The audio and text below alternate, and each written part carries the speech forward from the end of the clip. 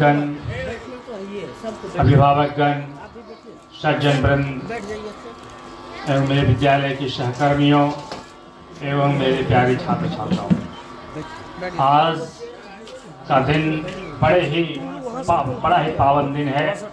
आज हम अपने देश का 75वां गणतंत्र दिवस मनाने के लिए यहाँ पर एकत्रित हुए हैं।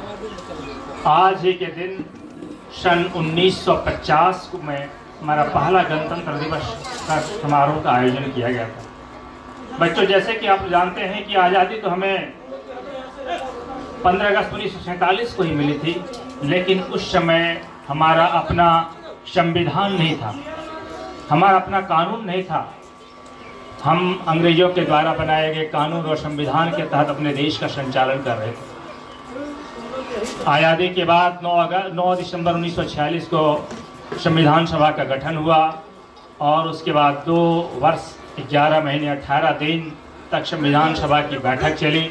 उसके बाद हमारा अपना संविधान बनकर तैयार हुआ और यह 24 नवंबर 1949 को बनकर तैयार हुआ, लेकिन इसे 26 जनवरी 1950 को अंगीकृत किया गया और ये हमारा पोस्ट में आया, क्योंकि इसके पीछे कहानी है कि हम लोग 1929 से ही 26 जनवरी को अनवरत तिरंगा झंडा लहराते आ रहे थे और उस दिन को बरकरार रखने के लिए 26 जनवरी का ही दिन चुना गया गणतंत्र दिवस समारोह मनाने के लिए।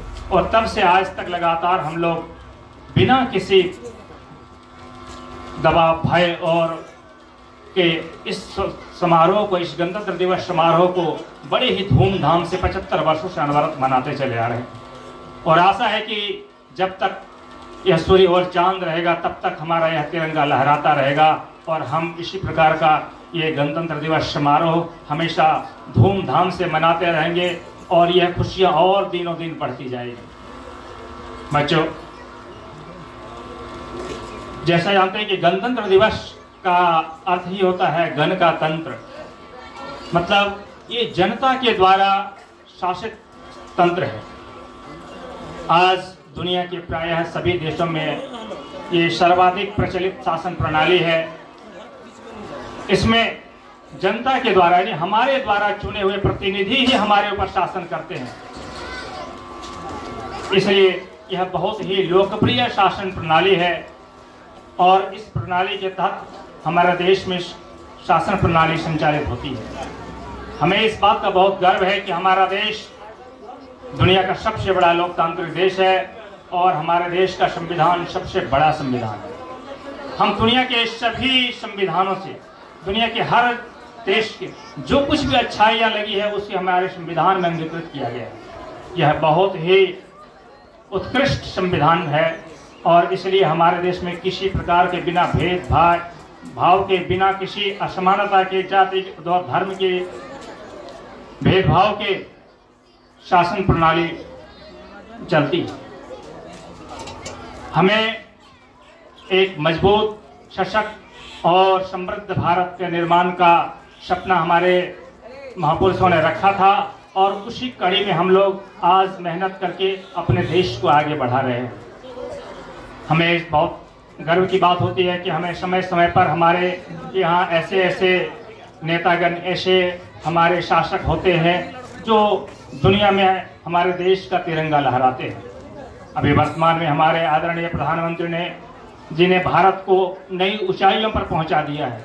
ऐसी योजनाएं ला रहे हैं जिससे गरीब से गरीब तबके का भी उत्थान हो रहा है और इसमें सहयोग करना हम सभी नागरिकों का, हम सभी भारतीयों का परम कर्तव्य है। और इस कर्तव्य का हम 100% तभी लाभ ले सकते हैं, प्रयोग कर सकते हैं जब हम साक्षर होंगे, जब हमारे बच्चे शिक्षित होंगे, तो हम अपने अधिकार और कर्तव्य को समझेंगे और अपने आर्थिक अधिकार और कर्तव्यों का जब हम पालन करेंगे तो हमारा देश निश्चित रूप से आगे बढ़ेगा।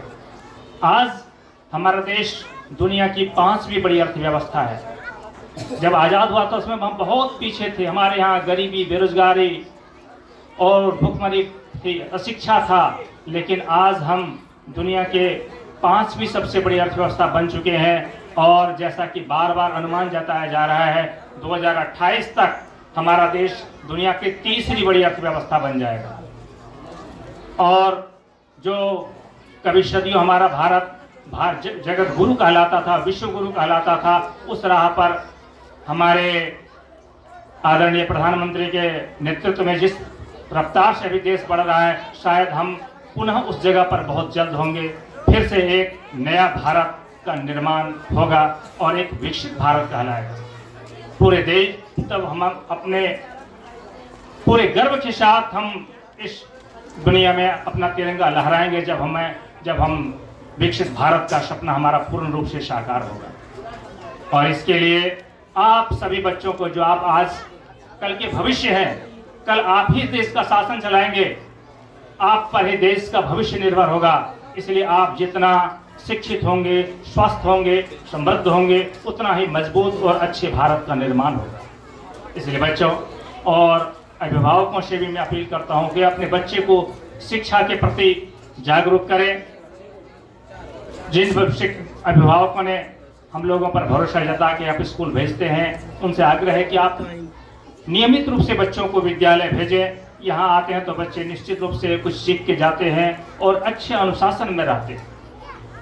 हमारे बच्चों के अंदर बहुत प्रतिभा छिपी हुई है। जब उनकी कुछ प्रतिभाओं को देखते हैं तो हम लोग भी विस्मित हो जाते हैं। यकीन नहीं होता है कि इतनी प्रतिभाएं हमारे बच्चों में छिपी हुई है। अभी थोड़ी देर के बाद कोई सांस्कृतिक कार्यक्रम का आयोजन किया गया है, क्योंकि आज पूरे देश में बहुत तरह की झांकियां दिखाई जाती है, सांस्कृतिक कार्यक्रम का आयोजन किया जाता है। उसी कड़ी में हमारे विद्यालय में भी कुछ सांस्कृतिक कार्यक्रम का आयोजन किया गया है और बच्चे इतने अच्छे तरीके से उसका आयोजन किए हैं, इतने अच्छे कार्यक्रम का वो आपको सामने आपको पेश करेंगे कि आप भी मंत्रमुग्ध हो जाएंगे उनकी प्रतिभा को देखकर। इस प्रकार से जब कोई मौका आता है, कभी विज्ञान प्रदर्शनी लगाते हैं या शिक्षक दिवस हो, चिल्ड्रंस डे हो, स्पोर्ट्स डे हो, बच्चे की प्रतिभाओं को देखकर हम लोगों को बहुत ही आनंद होता है, बड़ा गर्व होता है कि बच्चे बहुत तेजी से नई ऊंचाइयों को छू रहे हैं। और आशा है कि एक दिन जब वो किसी अच्छे जगह पर होंगे तो हम लोग उस समय हमारे विद्यालय का नाम बहुत ऊंचा होगा और हम लोगों को बहुत गर्व से हम लोग आह्लादित होंगे कि आज हम लोगों का सपना साकार हुआ कि हमारे भी बच्चे अच्छे जगह पर हैं। और इस कड़ी में हमारे विद्यालय के शिक्षकों का भी बहुत अहम योगदान है। बहुत मेहनत के साथ बच्चे को पढ़ाते हैं और समय समय पर जो भी उन्हें जरूरत होता है उनको वो प्रोत्साहन करते हैं और अपनी किसी प्रकार की अगर कहीं पर कोई त्रुटि होती है उनको भी शिक्षक सहर्ष स्वीकार करके उन्हें दूर कर एक आदर्श शिक्षक के रूप में अपने आप को स्थापित करने का हमेशा प्रयास करते हैं। पिछले कुछ दिनों से जो विद्यालय का रिजल्ट हुआ 10 का हो, तो उसे देखकर भी बहुत हम लोगों को अच्छा लगता है कि इनका कितना योगदान है बच्चों को तैयार करने में। और आशा है कि यदि किसी को कहीं कोई थोड़ी बहुत त्रुटि और कमी अभी लग भी रही है तो बहुत जल्द अब वो दिन बहुत दूर नहीं रह गया जब सारी व्यवस्थाएं और सारी चीज़ें बहुत कुछ दिनों में सब देखने को मिलेगा। कोई किसी प्रकार की किसी कमी और त्रुटि को अब बहुत जल्द दूर कर देंगे और कहीं कोई समस्या नहीं रहने देंगे। आप लोग नियमित रूप से विद्यालय आए। आप लोगों को हमें आशा है कि हम लोग बहुत नई ऊंचाइयों पर पहुंचाएंगे और तभी हमारा जो सपना है वो साकार होगा। जिसके लिए हम लोगों ने इस बीड़ा को उठाया था वो पूरा होगा। और दिन रात हम लोग इसी बारे में सोचते थे कि कैसे हमारे विद्यालय के बच्चे अच्छे से अच्छे करें। इस कड़ी में काफ़ी मेहनत कर रहे हैं। मैं ज़्यादा समय नहीं लेना चाहूँगा क्योंकि बहुत तरह के कार्यक्रम हैं।